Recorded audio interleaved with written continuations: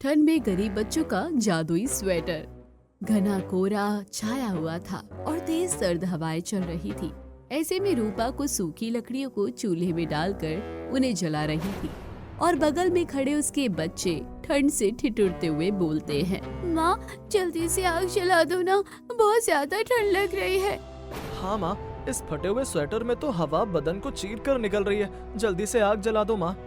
बस थोड़ा सा सब्र करो बेटा, अभी आग जल जाएगी, फिर तुम दोनों को थोड़ी राहत महसूस होगी। जैसे तैसे करके रूपा लकड़ियों से आग जला लेती है, पर दोनों बच्चे जल्दी से अपने हाथ पैर सेकने लगते हैं। माँ सर्दी बहुत ज्यादा है, नया स्वेटर ले दो ना। हम दोनों भाई बहनों के पास बस एक एक ही स्वेटर है। स्कूल में, घर में, हर जगह हम यही स्वेटर पहनकर जाते हैं और जिस दिन स्वेटर धुल जाता है उस दिन तो बस हम ठंड में कांपते कांपते पूरा दिन बिताते हैं, जब तक हमारा स्वेटर सूख ना जाए। मैं क्या करूं बेटा, मेरे पास इतने पैसे नहीं है कि मैं तुम्हें नया स्वेटर दिला सकूं। तुम्हारे पापा की भी तबीयत खराब रहती है। गरीबी की वजह से रूपा के घर के हालात बहुत बुरे थे और उसके पास अपने और अपने बच्चों के पहनने के लिए बस 2 जोड़ी ही कपड़े थे। सर्दी के मौसम में कम कपड़े और गरीबी की वजह से रूपा के परिवार को बहुत ज्यादा दिक्कत हो रही थी। आखिर कब तक मुझे और मेरे बच्चों को ऐसे ही सर्दी के वक्त ये सब झेलना पड़ेगा। न जाने मेरे पास कब इतने पैसे होंगे कि मैं अपने बच्चों को ढंग का एक नया स्वेटर दिलवा सकूं। बढ़ती सर्दी में रूपा के घर के हालात और भी ज्यादा खराब होते जा रहे थे और बेचारी को कुछ समझ नहीं आता कि आखिर वो करे तो क्या करे। ऐसे ही एक दिन रूपा का पति ठंड से कांपते हुए चारपाई पर पड़े हुए रोते हुए बोलता है, हे भगवान, तुम मुझे उठा क्यों नहीं लेते? क्यों ऐसा जीवन जीने पर मजबूर कर रहा है जहाँ मैं अपने परिवार पर एक बोझ बन गया हूँ। जी आप कैसी बातें कर रहे हैं, ऐसा कुछ भी नहीं है। एक तो इतनी सर्दी है, ऊपर से मेरी दवाइयाँ, घर का खर्चा, सब कुछ तुम अकेले संभालती हो, वो भी लोगों के घरों में काम करके। जैसे तैसे सब कर रही हो। काश कि मैं ठीक होता तो मैं तुम्हारी मदद कर पाता, पर बीमारी ने तो मुझे बुरे तरीके से अपनी चपेट में ले लिया है। कोई बात नहीं, अब जो है सो है, आपको इतना सोचने की जरूरत नहीं है। आप बस हमारे साथ हैं, हमारे पास यही बहुत है। ऐसे ही एक सुबह रूपा अपने घर से काम पर जाने के लिए निकलती है और ठंड से कांपती हुई नंगे पांव अपनी मालकिन सुलेखा के यहाँ पहुँचती है। अरे कितनी देर लगा दी तूने आने में, मुफ्त के पैसे नहीं मिलेंगे तुझे, आ गई बात समझ? अच्छा मालकिन, ठंड बहुत ज्यादा है ना, तो कोहरा बहुत ज्यादा है, इस वजह से धीरे धीरे चल कर आ रही थी। हाय हाय, घर में घुसते ही छींक मार दी तूने। नसीहत फैला दी पूरे घर में आते ही। और पैरों में चप्पल नहीं पहन सकती क्या? वो मेरे पास चप्पल लेने के लिए पैसे नहीं है।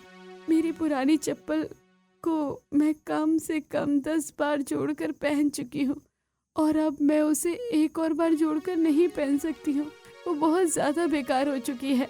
जा चली जाए यहाँ से, और जब तक तेरी तबीयत ठीक ना हो तो मेरे घर में आने की जरूरत नहीं है। खुद को तो जुकाम सर्दी है ही, हम सबको भी अपने कीटाणु देकर बीमार कर देगी तू। पर मालकिन मैं तो बिल्कुल ठीक हूँ, मैं सारा काम कर लूंगी, आप चिंता मत कीजिए। तू तो कर लेगी, लेकिन तेरे साथ में जो ये बीमारी हमारे घर छूट जाएगी उसका क्या? चली जाए यहाँ से, और जितने दिन की तेरी छुट्टी होगी मैं तेरी पगार काट लूंगी अपने आप। रेखा जबरदस्ती रूपा की तबीयत खराब होने की वजह से उसे उसके घर भेज देती है और रूपा बहुत ज्यादा परेशान होती है। अब मैं क्या करूंगी? मालकिन ने भी मुझे घर पर काम करने के लिए मना कर दिया। ठंड की वजह से मेरी तबीयत खराब हो रही है, पर मैं क्या करूं? ना मेरे पास चप्पल लेने के लिए पैसे हैं, ना कपड़े लेने के लिए पैसे हैं। परेशान हुई रूपा अपनी एक दोस्त अंजलि के पास पहुंचती है, जिसके घर के हालात थोड़े ठीक ठाक थे। अच्छा, अरे अंजलि, मेरी थोड़ी मदद कर दे। क्या बात है रूपा, लगता है तुझे सर्दी लग गई है, रुक मैं तेरे लिए चाय बना कर लाती हूँ। अरे मुझे चाय नहीं पीनी है, अगर तेरे पास कोई खांसी जुकाम की दवाई रखी है तो वो मुझे दे दे। मेरी मालकिन खांसी जुकाम की वजह से मुझे अपने घर पर काम करने नहीं दे रही है, और तू तो जानती ही है कि मैं अगर एक दिन भी काम नहीं करूंगी तो मेरे घर के हालात और ज्यादा खराब हो जाएंगे। हाँ ठीक है, मैं तुझे दवाई दे देती हूँ, तू जल्दी ठीक हो जाएगी। अंजलि जल्दी से रूपा के लिए खांसी जुकाम की दवाई लेकर आती है। रूपा दवाई लेती है और कुछ घंटों बाद उसे थोड़ा ठीक महसूस होता है और रूपा वापस से सुलेखा के घर पहुंचती है। मालकिन, अब मैं बिल्कुल ठीक हो गई हूँ। अब मैं आपके घर का काम कर दूँ, फिर मेरी छुट्टी नहीं होगी। अरे तुझे समझ नहीं आया कि हमें काम के लिए तू नहीं चाहिए। हमारे घर पर तेरी बीमारी तो बस एक बहाना था। मुझे तो तुझे घर से निकालना था। मैंने नई नौकरानी लगा ली है और अब वही मेरे घर काम करेगी। मालकिन, ऐसा मत कीजिए। इस ठंड के मौसम में मैं दूसरा काम ढूंढने के लिए कहाँ दर दर भटकूंगी। मेरी रोजी रोटी पर लात मत मारिए। अपना ये रोना कहीं और रोना, और दरवाजा बंद कर दो। बाहर से ठंडी हवा अंदर आ रही है और खुद बाहर चली जाओ। रूपा को बेइज्जत करके सुलेखा अपने घर से उसको बाहर भगा देती है। ठंड में कांपते हुए रूपा रोती हुई अपने घर पहुंचती है। मेरा काम छूट गया और घर में कुछ खाने को भी नहीं है। अब मैं बच्चों के लिए खाने को क्या बनाऊंगी। दिन गुजरते हैं और ठंड बहुत ज्यादा बढ़ने लगती है। रूपा के घर की छत भी काफी ज्यादा टूटी हुई थी, जिस वजह से हर वक्त उसके घर में ठंडी हवा आती रहती थी और इसी ठंड की वजह से सोनू और निशा दोनों बीमार हो जाते थे। माँ, बहुत ठंड लग रही है। हाँ, हमें बहुत ज्यादा ठंड लग रही है। इस रजाई में भी राहत महसूस नहीं हो रही है माँ। इस रजाई की रुई भी जगह जगह से निकली हुई है बेटा, इसलिए तो ये गर्माहट तुमको महसूस नहीं हो रही है। जल्दी कुछ करो माँ, वरना बुखार और ठंड से मैं बेहोश हो जाऊंगा। और मैं भी माँ, मेरी आंखें बंद हो रही है, मुझे चक्कर आ रहे हैं। बच्चों की बिगड़ी हुई हालत देखकर रूपा बहुत ज्यादा घबरा जाती है, जिसके बाद वो अपनी पड़ोसन शांति के यहाँ मदद मांगने जाती है। शांति बहन, मेरी मदद करो। तुम्हारे घर में अगर कोई पुराना फटा रजाई या कंबल पड़ा है तो मुझे दे दो। मेरे दोनों बच्चे बुखार से तड़प रहे हैं, उन्हें बहुत ज्यादा ठंड लग रही है। अरे जा यहाँ से, मेरे घर पर नहीं है कुछ भी तेरी मदद करने के लिए। इतनी ठंड में हमें ही रजाई कंबलों की कमी पड़ रही है, ऐसे मैं तुझे कहाँ से लाके दे दूँ। शांति से मदद ना मिलने के बाद रूपा ऐसे और भी औरतों के घर के दरवाजे खटखटाती है, लेकिन कोई भी रूपा की मदद नहीं करता। भटकती हुई रूपा पास के एक जंगल में जा पहुंचती है, जहां से पेड़ की बड़ी बड़ी छाल नजर आती है। लगता है अब मुझे अपने बच्चों को इस पेड़ की छाल से ही ढकना होगा। जब तक गर्म कपड़े या कोई रजाई कंबल नहीं मिल जाता, तब तक किसी न किसी तरीके से मुझे मेरे बच्चों को इस सर्दी से राहत तो पहुंचानी होगी। रूपा पेड़ की छाल को उठाकर अपने सर पर रखती है और साथ ही काफी सूखे पत्ते और लकड़ियां भी जमा कर लेती है और जल्दी से ठंड का सामना करते हुए अपने घर पहुंचती है। और घर पहुंचते ही बुखार से कांप रहे अपने बच्चों को पेड़ की छाल से ढक देती है। बेटा, अब तुम्हें कैसा लग रहा है? थोड़ी राहत महसूस हो रही है ना? थोड़ा अच्छा लग रहा है माँ, लेकिन कपकपी अभी भी बंद नहीं हो रही है। हमें और ज्यादा गर्माहट की जरूरत है माँ, हमें स्वेटर पहना दो, ऐसा स्वेटर जो बिल्कुल ठीक ठाक हो। स्वेटर नहीं है बेटा, रुको, मैं छाल के साथ थोड़े सूखे पत्ते भी लेकर आई। मैं उन पत्तों से तुम्हें थोड़ी आग जलाकर दे देती हूँ, फिर तुम्हें थोड़ा अच्छा लगेगा।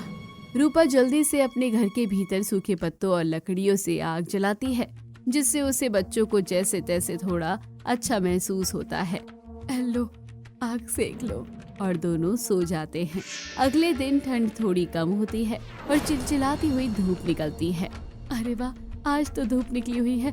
एक काम करती हूँ, आज मैं काम की तलाश में इधर उधर काम ढूंढ लेती हूँ। क्या पता किसी के यहाँ झाड़ू पोछा या बर्तन धोने का काम मिल जाए। अगर काम मिल गया तो मैं फिर से अपने बच्चों के लिए सबसे पहले एक नया स्वेटर लेकर आऊंगी। इतनी ठंड में अपने बच्चों को मैं ऐसे बीमार बार बार होता हुआ नहीं देख सकती। सुबह से लेकर शाम तक रूपा इधर उधर भटकती रहती है, लेकिन बेचारी को कहीं पर भी काम नहीं मिलता है। शाम ढलने को होती है जब रूपा अपने घर आ रही होती है, तभी वो देखती है कि एक बूढ़ी अम्मा अपनी झोपड़ी में बैठी किसी को लगातार आवाज दे रही है। अरे कोई है, बाहर आओ, जो मेरी आवाज सुन रहा है। जरा मेरी सुई में धागा डाल दो, मेरी नजरें इस उम्र में कम हो गई है। कोई है, बाहर है तो मेरी मदद कर दो, मुझे मेरा स्वेटर सिलना है। कोई है क्या? बूढ़ी अम्मा की आवाज सुनकर रूपा घर का दरवाजा खटखटाती है और बोलती है, आप किसी को मदद के लिए बुला रही है अम्मा? क्या मैं अंदर आ सकती हूँ? हाँ हाँ, आजा आजा बेटी आजा। क्या हुआ अम्मा, आप काफी देर से आवाज लगा रही है। अरे मेरी इस सुई में धागा डाल दे बेटा, अब मुझे मेरा फटा हुआ स्वेटर सिलना है। बहुत ज्यादा ठंड है ना, तो स्वेटर को थोड़ा सिल कर पहनूंगी, उससे मुझे हवा नहीं लगेगी। आपका स्वेटर मैं सिल देती हूँ, मुझे सिलाई बुनाई दोनों आते हैं।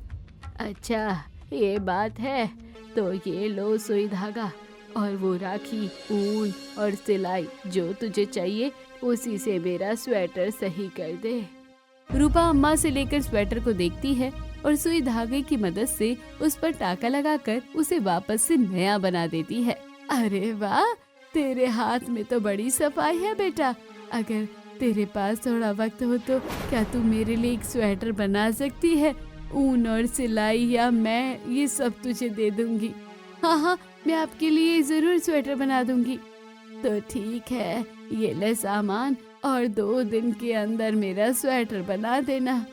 रूपा अम्मा से ऊन और सिलाइयाँ लेकर अपने घर आ जाती है और पूरी मेहनत के साथ अपने हाथों से बुनकर अम्मा के लिए एक स्वेटर तैयार करती है। 2 दिन बाद जब स्वेटर तैयार हो जाता है तो रूपा उस स्वेटर को लेकर अम्मा के घर पहुंचती है।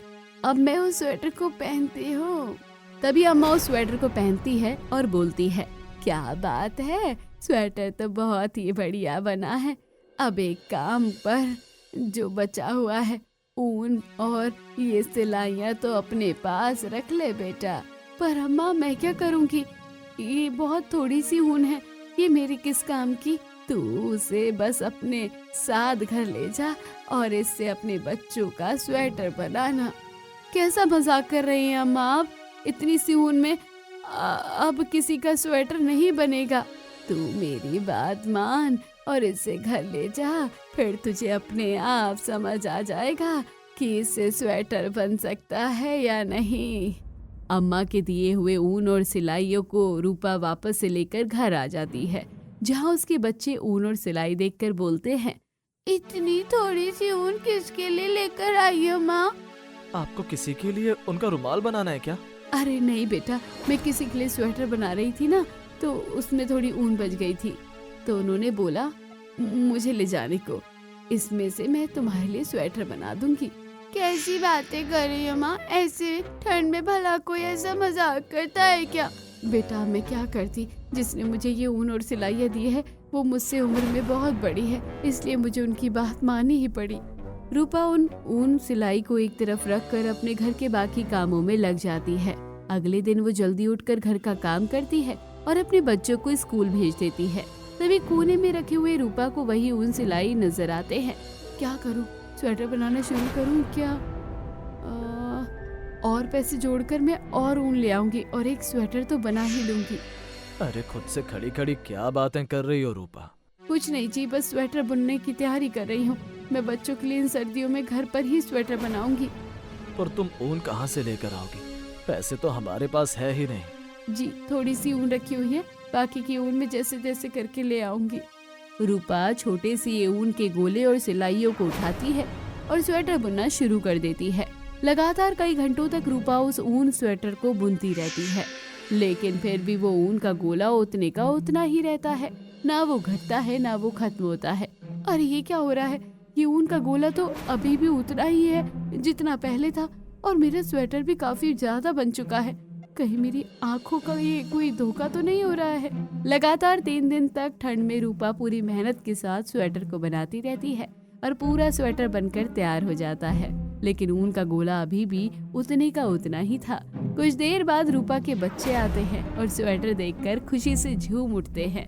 अरे ओ वाओ, नया स्वेटर! माँ ये स्वेटर आप कहाँ से लेकर आई हो? ये स्वेटर है तो बहुत सुंदर माँ, ये किसके लिए है?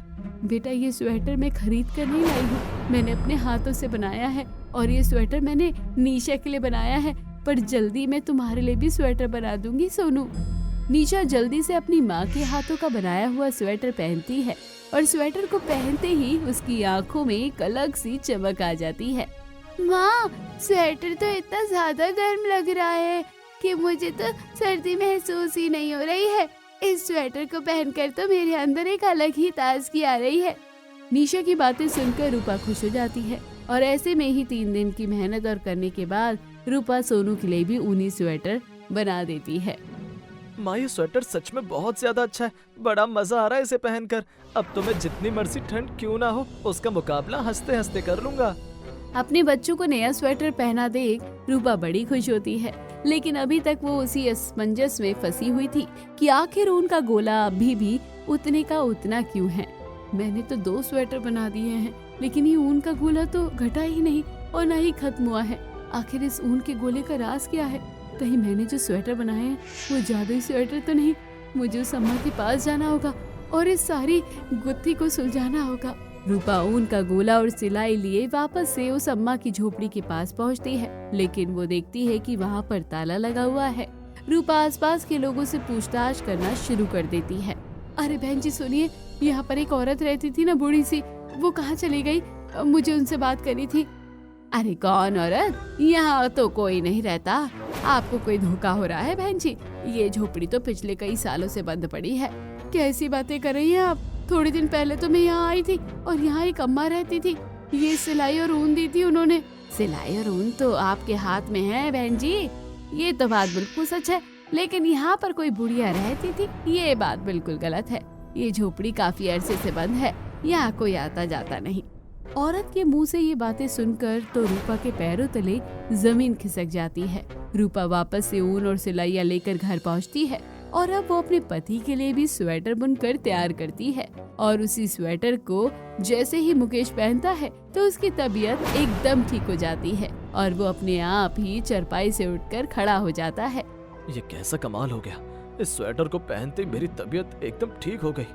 मैं तो एकदम स्वस्थ महसूस कर रहा हूँ। जी मुझे भी नहीं पता ये सब कुछ क्या हो रहा है, पर हम सबके पास इन सर्दियों में अब जादुई स्वेटर आ गए हैं, लेकिन मुझे ये नहीं पता कि ये जादुई स्वेटर कब तक रहेगा और कब तक नहीं, क्योंकि जिन अम्मा ने मुझे ये ऊन और सिलाइयाँ दी थी उनका कुछ पता नहीं चल रहा है। कोई बात नहीं रूपा, तुम उनकी तलाश जारी रखो और जब तक वो नहीं मिल जाती है तब तक तुम स्कूल के स्वेटर बनाकर बेचना शुरू कर दो। इससे हमारा सर्दियों में रहने के लिए अच्छा खासा खर्चा निकल जाएगा। अपने पति की बात मानकर रूपा सर्दियों की लंबी लंबी रातों में बैठकर बच्चों के लिए अच्छे अच्छे स्वेटर बनाना शुरू कर देती है और मुकेश बाजार में ले जाकर बेचना शुरू कर देता है। स्वेटर ले लो स्वेटर, हाथ के बने हुए स्वेटर, अच्छे बढ़िया स्वेटर, उचित दामों पर ले लो स्वेटर ले लो, सर्दी में पहने नरम मुलायम स्वेटर। जादुई ऊन से बने हुए बच्चों के स्वेटर का इतना ज्यादा आकर्षण भरा हुआ था कि थोड़े ही देर में रूपा के हाथों के बने हुए सारे स्वेटर लोगों द्वारा खरीद लिए जाते हैं और मुकेश अपने दिन भर की कमाई लिए घर पहुंचता है। ये लो रूपा, तुम्हारी मेहनत के पैसे।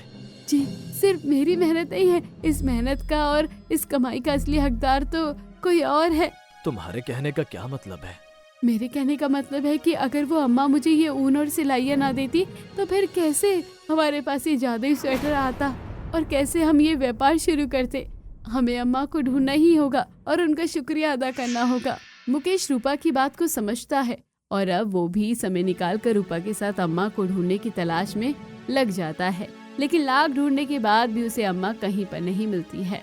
वहीं दूसरी तरफ रूपा जादुई स्वेटर बनाने और बेचने का काम जोरों शोरों से करती है और धीरे धीरे उसकी खूब तरक्की भी होने लगती है। और ये देखकर आसपास के मोहल्ले वाले बोलते हैं, अरे क्या बात है रूपा, इस रूपा के हाथों में कोई मशीन लगी हुई है क्या? एक से एक बढ़िया डिजाइन वाले स्वेटर बनाती है और ऐसे स्वेटर किसी के पास नहीं होते जैसे स्वेटर ये बनाती है। बात तो सही है सविता, लेकिन इस गरीब के पास इतना पैसा आया कहाँ से, ये समझ नहीं आ रहा। मुझे तो लगता है इन दोनों मियाँ बीवी ने मिलकर कहीं पर चोरी डकैती की है और फिर उसी पैसों से ये स्वेटर का बिजनेस चला रही है। अब वो तो ऊपर वाला ही जाने कि इन्होंने डकैती की है या उनकी लॉटरी लगी है। धीरे धीरे रूपा के हालात सुधरते जा रहे थे और अब हर दिन रूपा के बच्चे नए नए स्वेटर पहनकर गली में घूमने लगते हैं। ऐसे ही एक दिन विजय नाम का एक आदमी सोनू को आवाज देता है और बोलता है, बेटा सुनो जरा इधर आना। जी कहिए क्या काम है आपको मुझसे? क्या मैं तुम्हारे स्वेटर को छूकर देख सकता हूँ? हाँ छू लो, ये स्वेटर मेरी माँ ने बनाया है, वो बुनाई का काम करती हैं। ये तो वही ऊन है। क्या हुआ, आप क्या सोच रहे हैं अंकल? क्या आपको भी ऐसा स्वेटर खरीदना है अपने बच्चों के लिए? हाँ मुझे स्वेटर खरीदना है। क्या तुम मुझे अपनी माँ के पास ले चलोगे? सोनू विजय को अपने साथ अपने घर ले जाता है, जहाँ पर रूपा स्वेटर बुनने का काम कर रही होती है। और रूपा के हाथ में अम्मा की सिलाई को देखकर विजय बोलता है, ये तो मेरी माँ की सिलाई है। क्या आप मेरी माँ से मिली हैं? आप कौन है और आपकी माँ कौन है? क्या बोल रहे हैं आप? घुमा फिरा कर बात करने से अच्छा है कि मैं सीधा मुद्दे की बात पर ही आ जाता हूँ। अब तक तो आप समझ गए होंगे कि आप जिस फोन और सिलाई से स्वेटर बना रही हैं वो सारे के सारे स्वेटर जादुई हैं। हाँ, लेकिन ये बात आपको कैसे पता? क्योंकि आपके हाथों में जो ऊन और सिलाई है वो मेरी माँ की है। मैं इन्हें बहुत अच्छे से पहचानता हूँ। सच में? तो तुम हमें अपनी माँ से मिलवा दो ना, हम उनका धन्यवाद करना चाहते हैं। उनकी वजह से ही मेरे बच्चों के पास ही जादुई स्वेटर आई है, वो भी इतनी सर्दी में। मैं तो अपनी माँ को खुद तलाश रहा हूँ, मुझे खुद नहीं पता वो कहाँ चली गई हैं। मुकेश और रूपा के साथ साथ अब विजय भी बूढ़ी अम्मा की तलाश शुरू कर देता है। ऐसे ही एक रात जब रूपा सोई होती है, तभी उनके सपने में वो बूढ़ी औरत आती है। रूपा बेटा, वो लड़का तुमसे झूठ बोल रहा है, वो मेरा बेटा नहीं है, बल्कि वो एक लालची और झूठा इंसान है जो तुमसे तुम्हारी जादुई सिलाई और ऊन चुराने के लिए आया है। मैंने तुम्हें जादुई ऊन और सिलाइयाँ तुम्हारे बच्चों और तुम्हारे परिवार के लिए और तुम्हारे हालातों को सुधारने के लिए दी है। उन्हें गलत हाथों में मत जाने देना। रूपा ये सपना देखते ही झंझना कर उठती है और जैसे ही वो बाहर आ जाकर देखती है तो विजय सच में अम्मा की दी हुई ऊन और सिलाइयों को अपने हाथों में लिए खुद से बोल रहा होता है, अब इस जादुई ऊन और सिलाई से मैं अपना कारोबार चलाऊंगा और फिर मैं बहुत ज्यादा अमीर हो जाऊंगा। इन लोगों को तो मैंने पागल बना दिया, पर इन्हें क्या पता कि मैं तो अम्मा के पीछे पड़ा हुआ था उनसे जादुई ऊन हासिल करने के लिए। पर अब तो मेरा काम और आसान हो गया है, अब मैं चुपचाप यहाँ से निकल जाता हूँ। इससे पहले कि विजय वहाँ से ऊन और सिलाइयाँ लेकर फरार हो पाता, तभी रूपा जल्दी से एक भारी चीज अपने हाथों में उठाती है और विजय के सर पर उससे जोरदार वार कर देती है और विजय वहीं बेहोश हो जाता है। जिसके बाद वो मुकेश को बुलाती है और उसे अम्मा के सपने और विजय की चोरी वाली बातें बताती है। इतना बड़ा लालची है ये, मुझे तो पहले इस पर शक हो रहा था। लेकिन इसने अम्मा का वास्ता दिया, इसलिए मुझे भी इसकी बातों पर यकीन हो गया था। अब इसे होश में आने दो, तब पता चलेगा कि पूरी बात क्या है और क्या नहीं। इतना कहकर मुकेश और रूपा दोनों ही विजय को उठाते हैं और एक कुर्सी पर बिठाकर रस्सियों के सहारे उसे बांध देते हैं। कुछ देर बाद जब विजय को होश आता है तो रूपा बोलती है, अब सब कुछ सच सच बता दो, आखिर क्यों तुम मेरे जादुई स्वेटर बनाने की ऊन और सिलाई को चोरी कर रहे थे? तुम अम्मा के बेटे नहीं हो, फिर तुम कौन हो और क्यों अम्मा के पीछे पड़े हो? तुम सब कुछ सच सच बताओ, अभी के अभी। अम्मा मेरी पड़ोसन थी और वो बच्चों के लिए ऊन स्वेटर बनाकर बेचा करती थी। उनके पास पैसे की कोई कमी नहीं थी। एक दिन मैंने अम्मा को जादुई ऊन और सिलाई से स्वेटर की बुनाई करते हुए देख लिया और उस दिन मुझे पता चला कि उनके पास तो ऐसा पैसा कमाने का जरिया है जो उन्हें अनंत पैसा दे सकता है। तो क्या झोपड़ी से अम्मा को तुमने गायब किया है? सच सच बताओ, वरना मैं अभी के अभी पुलिस को बुला दूंगी। नहीं, बल्कि मैं तो उनकी इन सिलाइयों और ऊन को पहले भी चुराने की कोशिश कर चुका हूँ और तब मुझे अम्मा ने पकड़ लिया था और उसके बाद अम्मा रातों रात जहाँ रहती थी वो घर छोड़कर हमेशा के लिए कहीं और चली गई। और फिर एक दिन मैंने तुम्हारे बेटे को वो स्वेटर पहने देखा और मैं तभी पहचान गया कि ये जादुई स्वेटर है। तो फिर अम्मा कहाँ है? मुकेश इतना बोलता ही है कि तभी वहाँ पर अम्मा आ जाती है। मैं यहाँ पर हूँ, पर तुम दोनों मुझे ही ढूंढ रहे थे ना? अम्मा, आप यहाँ? आप कहाँ चली गई थी? हमने आपको कहाँ कहाँ नहीं ढूंढा। आपका शुक्रिया अदा करने के लिए।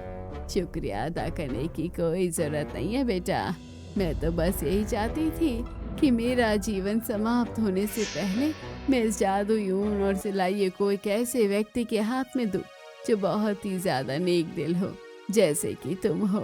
आपके कहने का क्या मतलब है अम्मा? बूढ़ा शरीर आखिर कब तक साथ देगा? कभी न कभी तो मुझे संसार को अलविदा कहना होगा। और रूपा के बारे में मैं बहुत पहले से ही जानती थी कि वो कैसे गरीबी में और सर्दी में अपने बच्चों के साथ तकलीफ भरे दिन बिता रही है।